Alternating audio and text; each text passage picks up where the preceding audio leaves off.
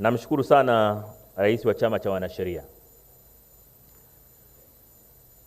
Ametuasa viongozi kwamba sio vizuri kuendelea kuzungumzia yaliyojiri tarehe 29, kwa sababu tarehe 29 Oktoba, kwa sababu yanatuonesha vidonda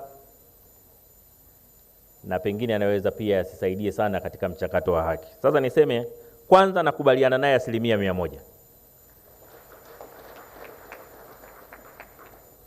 Na pili, naongezea pale aliposahau kwamba sio viongozi wa serikali peke yake, na viongozi wa vyama vya siasa, taasisi za kijamii na wanaharakati.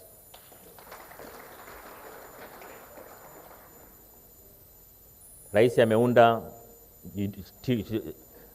commission ya kufanya inquiry, inaendelea kufanya kazi, kuendelea kuzungumzia kwa viongozi wa serikali, wa taasisi za kijamii, vyama vya siasa, wanaharakati, kuendelea kuongelea nje ya mfumo wa kisheria uliowekwa kwa jambo hili, ni kutolitendea haki taifa letu.